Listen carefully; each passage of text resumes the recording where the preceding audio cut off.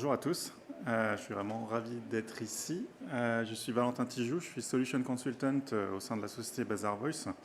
Et alors l'objet de cette intervention, c'est de montrer comment les avis clients ou plus globalement les contenus générés par les consommateurs peuvent enrichir l'expérience d'achat et par là même favoriser la conversion en ligne.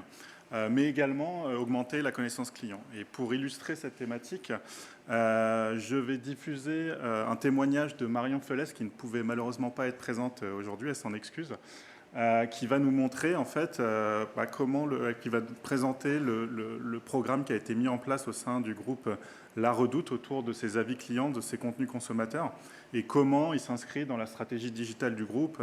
Et il a contribué également au renouveau de la marque La Redoute ces dernières années. Alors, juste avant de diffuser en fait ce témoignage, je voulais toucher quelques mots en fait sur ce qu'on appelle donc les UGC. Ça, c'est l'anglicisme qui veut dire contenu généré par les consommateurs. En fait, ces contenus générés par les consommateurs, c'est tout simplement tous les types de contenus qu'un consommateur va pouvoir publier en ligne quand il va s'exprimer sur une marque ou sur un produit. Et donc là-dedans, on trouve évidemment donc, les avis que vous connaissez tous. C'est vraiment le témoignage d'un client suite à l'achat d'un produit qu'il a pu effectuer en ligne ou même en magasin. Mais également, on retrouve aussi, et ça c'est plus lié à l'extension, enfin l'utilisation extensive des réseaux sociaux, c'est des personnes qui vont s'exprimer pour mettre en valeur un produit sur les réseaux sociaux, souvent de manière visuelle, en photo ou en vidéo, pour vraiment soit se mettre en valeur avec le produit qu'il a aimé ou mettre en valeur typiquement le produit. Et ces types de contenus, ils sont vraiment devenus aujourd'hui, et ça je pense que vous serez d'accord avec moi, incontournables quand on veut acheter un produit en ligne. On ne sera quasiment pas enclin à acheter un produit s'il n'y a aucun avis qui est disponible sur la page produit. Encore plus évidemment si on n'a pas pu voir le produit tel quel ou le tester en magasin. Et tout simplement ça parce que les consommateurs, en fait, ils veulent des UGC pour être d'abord informés. C'est avoir un complément d'information qui va être apporté par rapport à ce que la marque ou l'enseigne va pouvoir mettre en termes de descriptif produit. Le deuxième élément, et peut-être le plus important, c'est d'être réassuré. C'est de s'assurer finalement qu'on ne va pas faire d'erreur en achetant le produit. Ça va être de vérifier qu'il est conforme à l'usage qu'on va en faire et qu'il rencontre les standards de qualité que j'attends. Et le dernier point qui est lié plus à ces contenus un peu plus visuels qu'on retrouve sur les réseaux sociaux, c'est que, et particulièrement dans certaines catégories, comme je pense à la décoration, à la mode par exemple, c'est de voir déjà à quoi ressemble le produit tel quel, de se projeter, d'avoir des idées quant à l'utilisation de ce produit. Typiquement, dans le cadre de la décoration, si vous voulez acheter un canapé par exemple en ligne, si vous avez des photos qui proviennent de consommateurs qui montrent le canapé dans l'intérieur, qui va a priori plus ressembler à mon intérieur que les photos qui sont très stylisées, généralement qui sont proposées par la marque elle-même, vous pouvez être enclin à acheter. Et ça, côté e-retail ou côté marque qui vend en ligne, ça a déjà un premier impact, c'est l'augmentation des ventes, c'est-à-dire plus vous allez offrir de contenu, plus vous allez avoir de contenu disponible, plus vous allez offrir de réassurance, d'inspiration pour les consommateurs, et plus, a priori, ces consommateurs vont avoir de chances de convertir à l'achat. Et deuxième élément, qui est peut-être plus sur le long terme, c'est qu'à partir du moment où vous mettez en place un programme en fait, où vous collectez suffisamment de contenu, vous créez finalement une mine d'or d'informations sur vos consommateurs et plus particulièrement sur la perception qu'ils vont avoir des produits que vous vendez, que ce soit positif ou négatif. Et après, vous pouvez exploiter ce contenu-là, ça devient une source de data comme plein d'autres, les réseaux sociaux ou d'autres, pour justement comprendre ces consommateurs et améliorer finalement la satisfaction de ces consommateurs. Alors, par rapport à ça, Bazaar Voice, très rapidement, je ne vais pas être trop commercial ici, après je laisserai la place virtuellement à Marion pour son témoignage, mais Bazaar Voice, en fait, on est une plateforme qui va gérer de bout en bout ces contenus consommateurs, d'abord avec la collecte du contenu, avec plusieurs manières de faire ça. La première, ça va être de solliciter les consommateurs tout simplement suite à un achat qu'ils ont effectué en ligne, donc une interaction avec ce consommateur.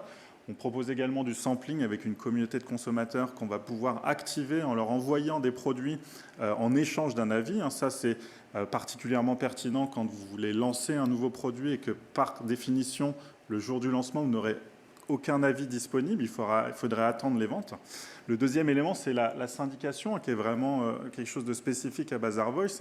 C'est qu'on travaille évidemment avec des milliers de marques. Vous voyez quelques logos, mais évidemment, ce n'est pas exhaustif. Des milliers de marques qui ont également leur programme qui est en place avec Bazaar Voice. Et tout le contenu qu'ils ont collecté, on permet de le diffuser en fait automatiquement chez les e-retailers qui sont clients de Bazaar Voice. Et c'est notamment ce que la Redoute fait. Et dernier élément, c'est qu'on est également à l'écoute des réseaux sociaux. On a des fonctionnalités de social listening qui nous permettent de récupérer en fait des photos ou des vidéos de consommateurs qui ont mis en valeur des produits qu'on va pouvoir récupérer, liés à un produit particulier. Et ensuite, ce contenu, que ce soit les avis ou alors le contenu visuel, il va être modéré. On va s'assurer qu'il soit déjà authentique. Et ça, c'est un sujet vraiment crucial aujourd'hui. Il y a de plus en plus de contraintes, notamment légales, sur le fait que ces contenus doivent provenir de personnes, d'acheteurs vérifiés, de personnes qui ont réellement acheté les produits. Donc il y a cette phase où on a une technologie qui va nous permettre d'authentifier ce contenu. Ensuite, la modération, c'est s'assurer que ce contenu soit évidemment approprié pour être diffusé, qu'il n'y ait pas de contenu haineux, et qu'il soit également pertinent, c'est-à-dire qu'il parle spécifiquement du produit. Et enfin, on va afficher ce contenu-là pour enrichir finalement cette expérience d'achat, notamment sur la page produit, que ce soit les contenus visuels sous forme de galeries d'inspiration ou les notes et les avis.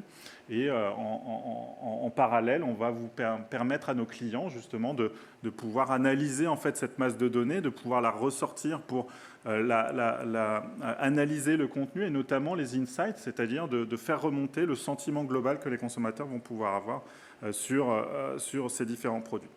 Mais je pense que le mieux, ce sera d'avoir donc le témoignage vidéo de Marion que je vais diffuser. Et puis après, je reprendrai la main si vous avez éventuellement quelques questions. Bonjour, je suis Marion Felès, je travaille à la Redoute et je suis ravie de pouvoir partager avec vous mon expérience avec Bazaar Voice autour du programme Rating and Reviews. La Redoute, une entreprise qui s'est complètement transformée depuis 2014 et qui a renoué avec la croissance, spécialisée sur le retail e-commerce autour des marchés maison et prêt-à-porter. Évidemment, on commercialise 800 000 produits et plus de 1000 marques à l'international. Et donc, les avis produits, les avis vendeurs, les avis en général sont un élément très important dans notre stratégie e-commerce et notre stratégie client. Et c'est ça dont je vais pouvoir échanger avec vous aujourd'hui. Le challenge pour la Redoute, c'était évidemment de pouvoir collecter un maximum de contenu généré par nos clients, le CGC, Customer Generated Content, parce que ce sont des contenus qui ont une valeur d'authenticité vis-à-vis des visiteurs qui se rendent sur le site pour se renseigner sur un produit. Et donc, on a commencé à travailler avec Bazaar Voice en 2016 sur ce partenariat et spécifiquement du coup, sur le programme Rating and Reviews pour collecter des avis. Le challenge, c'était aussi de pouvoir rassurer le consommateur dans toutes les étapes de sa recherche produit, de son choix du produit et de son achat, puisque chaque fois que c'est possible, on va lui proposer du contenu généré par les autres clients, que ce soit du contenu éditorial avec Bazaar Voice ou du contenu vidéo également. L'objectif étant de pouvoir l'inspirer, de pouvoir valoriser le produit et lui faire comprendre en quoi ce produit peut être le bon produit à acheter, ou alors d'éviter un taux de retour qui nous coûte également très cher, parce qu'on est là pour favoriser la conversion, mais on est aussi là pour réduire au maximum les taux de retour. Et ensuite de le guider jusqu'à son étape d'achat, et pour que lui-même se sente concerné par le fait de pouvoir laisser un avis, parce que ça lui aura rendu service, et du coup faire en sorte qu'il soit lui-même plus enclin à laisser son avis une fois qu'il aura acheté son produit. Donc c'est un cercle vertueux en fait qu'on enclenche dès le début de la relation avec le visiteur et jusqu'au post-achat. Le challenge bien sûr, c'était aussi de favoriser la conversion, puisqu'on peut le voir avec les chiffres et les analyses que l'on mène, c'est prouvé. Le fait qu'il y ait des avis, évidemment, des avis positifs, si le produit est aux attentes du client, évidemment, ça favorise la conversion. Donc, forcément, le client et l'entreprise sont gagnants. Et enfin, c'était également de pouvoir avoir un retour sur nos produits, parce que nous sommes principalement un pure player, bien qu'on dispose d'une quinzaine de magasins en France et quelques magasins internationaux. Et donc, la collecte d'avis sur nos produits en particulier, c'est vraiment un retour d'information qui est très, très important pour nous. Donc, on a choisi le partenaire Bazaar Voice pour le programme Rating and Reviews. Pourquoi? Pour différentes raisons. On a commencé la collaboration en 2016 et on avait besoin d'un partenaire qui soit robuste sur ce sujet parce qu'on espérait du coup très vite collecter beaucoup d'avis. Et effectivement, c'est le cas. On a collecté un peu moins de 3 millions d'avis depuis qu'on travaille ensemble. On souhaitait aussi travailler avec un partenaire qui soit international, puisqu'on collecte dans plusieurs pays et dans plusieurs langues, avec des pays qui parfois sont multilingues, comme la Belgique ou la Suisse. Et donc de pouvoir travailler avec Bazaar Voice, ça nous permettait de cocher toutes les cases de nos prérequis. Tout le parcours qui est proposé à nos utilisateurs aujourd'hui fonctionne avec un mode API, ce qui nous permet d'avoir des échanges qui sont instantanés quasiment entre les différents écosystèmes de Bazaar Voice et le nôtre, mais également nous de nous laisser toute la latitude sur la mise en scène que l'on souhaite proposer à nos utilisateurs autour de la mécanique des avis. On travaille aussi sur le levier de la syndication, donc ça c'est beaucoup plus récent. Je pense que la première syndication doit dater de 2019 et c'est un vrai atout pour nous de du coup, pouvoir syndiquer avec les autres clients de Bazaar Voice. Donc je pense par exemple à Adidas ou à Levi's qui sont des très grosses marques pour nous. Donc on syndique auprès de ces marques-là et on a un volume d'avis syndiqués qui est très très important. Proche de 8 millions, je crois, d'avis dans plusieurs langues. Donc ça nous permet d'améliorer fortement notre taux de couverture et de pouvoir proposer des avis sur des références produits ou dans des langues pour lesquelles on ne dispose pas d'avis natifs. Donc à date, on a un peu moins de 3 millions d'avis natifs collectés depuis 2016 dans les 9 langues pour lesquelles on collecte des avis à la Redoute.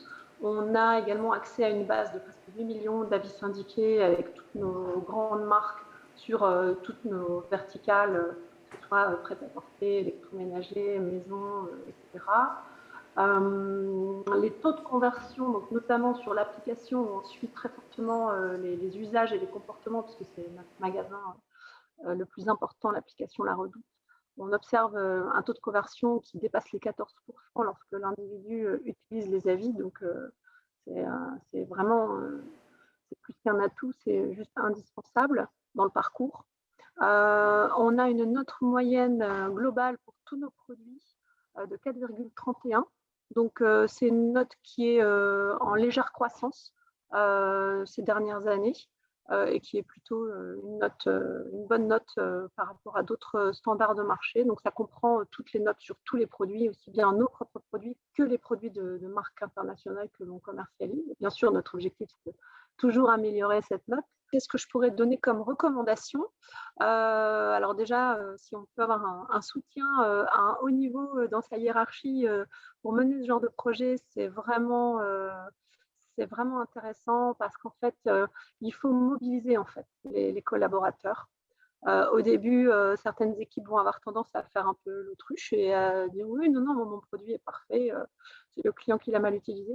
Les avis permettent en fait vraiment de détecter des faiblesses ou des améliorations à apporter. Et donc, le fait de pouvoir embarquer toutes les équipes, d'en faire un vrai projet global d'entreprise, forcément, ça donne une dynamique qui est super intéressante.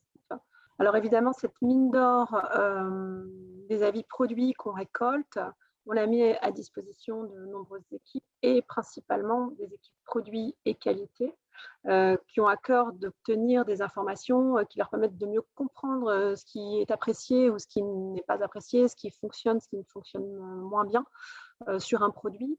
Ça peut aller du packaging, par exemple, si on a plusieurs avis qui remontent que le packaging n'est pas suffisant et que le produit arrive cassé ou abîmé, on va faire évoluer le packaging. D'ailleurs, on a aussi fait évoluer le packaging sur des aspects d'écologie. On avait des avis qui nous disaient il y a beaucoup trop d'emballage, c'est pas très écolo. Donc, on a aussi travaillé à réduire le volume entre guillemets d'emballage et à mettre plus de carton, moins de plastique et de polystyrène, etc. Et puis, à partir de ces avis, on va aussi améliorer les produits. Donc, on va retirer de la vente des produits qui ne fonctionnent pas, qui ne sont pas satisfaisants. Et on va améliorer les produits. Et je pense notamment à un lit pour enfants Tipeee qui a un design très, très sympa. Et on avait reçu plusieurs avis de parents qui nous disaient que le lit était superbe, mais que quand l'enfant se couchait, ça grinçait, ce qui n'était donc pas idéal pour le sommeil ni de l'enfant ni des parents. Et donc, on a apporté les modifications nécessaires, les améliorations nécessaires pour faire en sorte que ce lit ne grince plus malgré tous les usages que peuvent faire les enfants avec leur lit. Et donc, on a répondu à tous nos clients qui avaient pris la peine de nous remonter cette amélioration attendue. On leur a répondu, on les a informés sur l'amélioration du lit. Voilà, donc ça, c'est vraiment un exemple super intéressant d'amélioration produit grâce au feedback de nos clients à travers les avis produits. Et nous, dès le départ, on a libéré la donnée. C'est-à-dire qu'on a en fait injecté toutes les informations qu'on récupérait grâce à Bazaar Voice dans notre cloud et à l'aide d'un outil de data viz, en l'occurrence Power BI, on a mis à disposition toute la donnée à nos collaborateurs France et international. Donc, sans avoir à faire de requêtes, tout de suite, on vient chercher les informations dont on a besoin.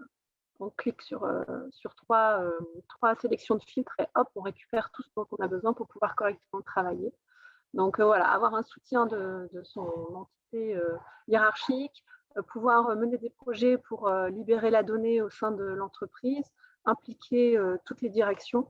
C'est vraiment des bonnes pratiques pour avancer vite et montrer vite des succès en interne qui permettent du coup de pouvoir mener d'autres projets et de remplir les roadmaps avec les projets dont on a besoin. Je vous remercie pour votre écoute. J'espère que du coup, ça vous aura donné des idées pour vous aussi construire un programme de collecte d'avis auprès de vos consommateurs.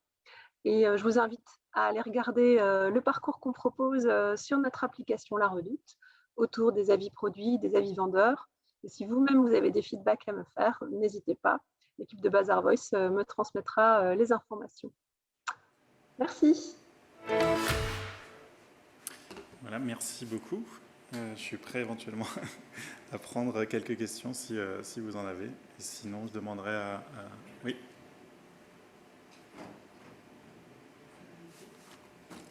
Moi, je veux juste savoir...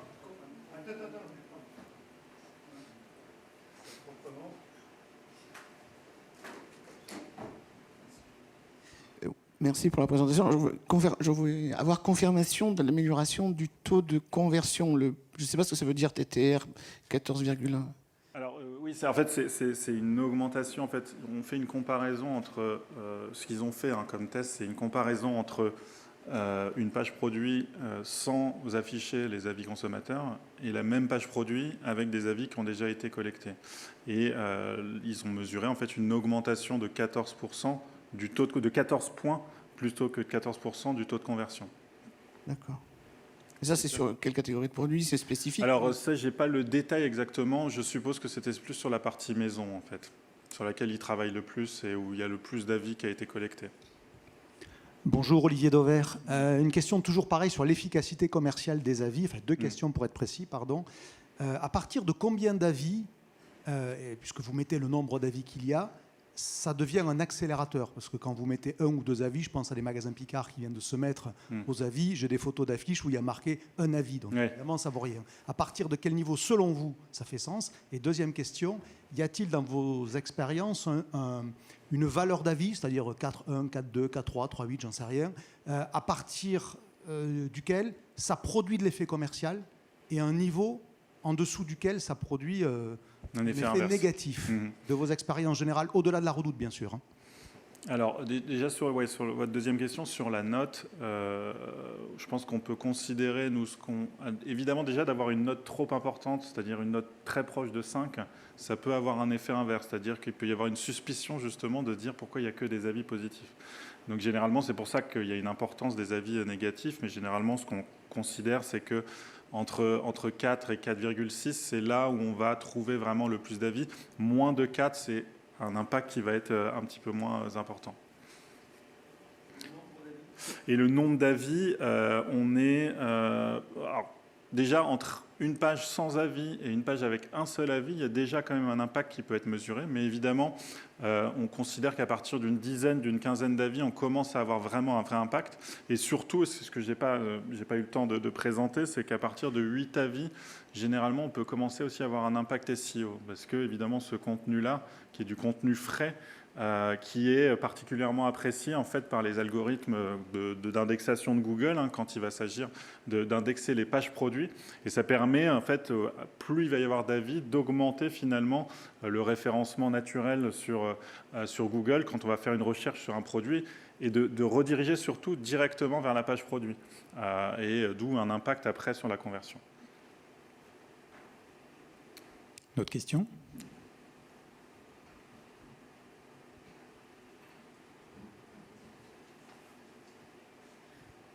Bonjour, Valérie Aguillon, leader omnicanal chez Jules. Moi, je voulais savoir justement, puisqu'on parlait du nombre d'avis, comment vous faites pour engager les clients à vous donner leur avis et surtout à vous fournir du CGC, parce qu'il faut faire une photo de son intérieur et le mettre sur la redoute, par exemple. Donc... Alors, pour la collecte, la sollicitation, ça travaille. Il y a déjà tout un travail qui doit être fait justement sur la sollicitation en elle-même, c'est-à-dire quel type d'email on va envoyer pour donner encore plus envie aux consommateurs de répondre, parce que la majeure partie en fait, de nos clients, la majeure partie du contenu qui est collecté, c'est après l'achat et après sollicitation par email. Donc il y a vraiment tout un travail sur ce parcours-là. Il y a un travail à faire également sur les questions qu'on va vouloir poser, parce que si c'est juste un formulaire standard où on donne juste son avis sans plus de précision, finalement, les personnes vont peut-être, les consommateurs vont être moins enclins à répondre, alors que si on travaille vraiment en fait sur des questions qui sont vraiment spécifiques au produit, c'est-à-dire des critères, typiquement sur une télévision, ça va être sur la qualité de l'image, sur le son, et de diversifier en fait les questions qu'on pose par rapport au produit, que ce soit plus spécifique. Là, on va avoir un petit peu plus de retour. Et après, sur le deuxième point que j'avais, c'était la suite de la question. Ah oui. Alors ça c'est vrai que moi, ce que j'ai montré ici, c'est la capacité de collecter du contenu sur les réseaux sociaux, c'est-à-dire de détecter des contenus. Ça, en fait, il est important finalement quand on met en place ce genre de démarche, en fait, c'est d'impliquer également les équipes social media pour arriver à avoir une communauté suffisamment engagée qui va vouloir vraiment partager du contenu, généralement via un hashtag ou en mentionnant la marque.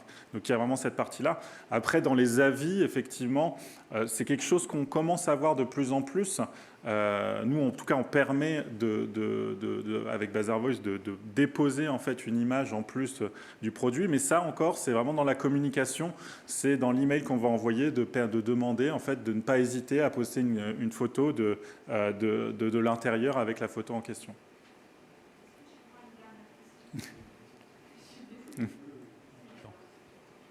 Ce qui marche, oui.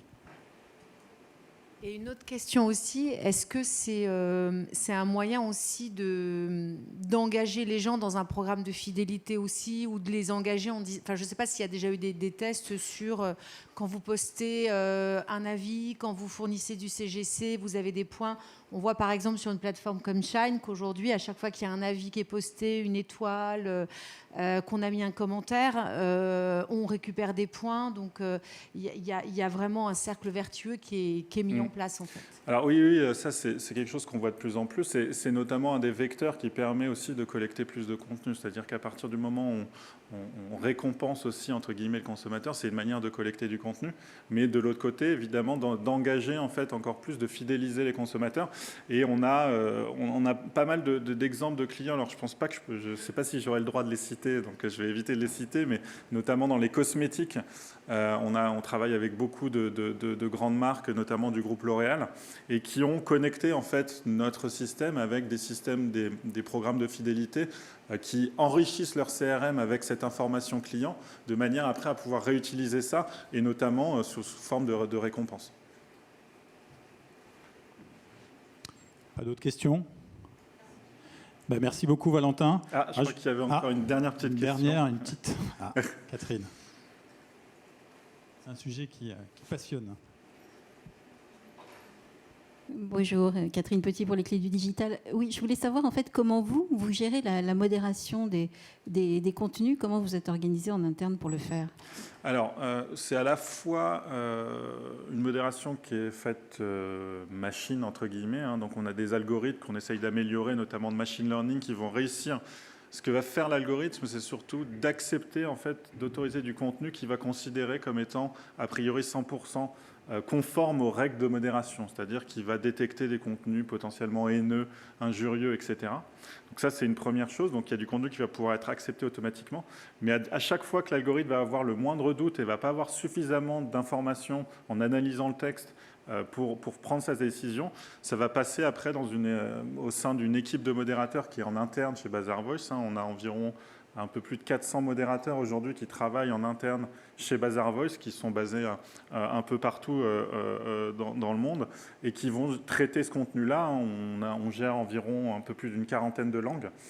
Et ces personnes-là vont à la fois être en capacité de déterminer si un contenu est approprié pour être affiché, mais également déterminer aussi, ça c'est une part importante, si le contenu est vraiment pertinent. Typiquement, une personne qui va déposer un avis, qui a eu un problème de livraison, qui va utiliser l'avis produit pour manifester son insatisfaction, elle va peut-être mettre 1 étoile sur 5, mais a priori, nous, on ne saura pas en fait si elle a aimé le produit ou pas.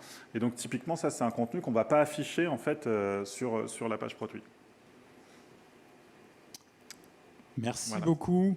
Alors, Merci. je vais compléter ta présentation, Valentin, parce que j'ai utilisé Bazaarvoice, moi, 4 fois en tant que retailer. J'étais un des premiers en France. J'ai eu la chance quand Bazaarvoice est arrivé en 2007. Et il y a une chose qu'on ne sait pas, c'est que les avis clients négatifs, c'est pas mauvais.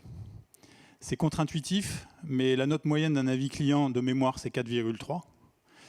Et quand vous avez quelque chose qui est en dessous de 3,5, en fait, ça peut déclencher une alerte au service produit, tout ce qui est conformité, etc. Et c'est des alertes par les clients qui vous annoncent un problème, un défaut produit qui peut vous sauver la vie. Donc il y a cet effet-là. Et l'autre effet, qui n'est pas inintéressant et que j'ai vu chez Quell, qui était un catalogue de vente à distance, c'est quand vous avez un produit qui n'est pas terrible et qui a un 3 ou un 2,5 de moyenne, finalement les gens ne le retournent pas. Ils l'achètent en connaissance de cause. Et donc ils voient les avis, oui c'est pas cher mais c'est pas terrible, ça pique, etc. Mais en tout cas, ça réduit le taux de retour. Donc je vois des bénéfices aux avis négatifs. Voilà, je voulais rajouter cette petite précision. Merci beaucoup.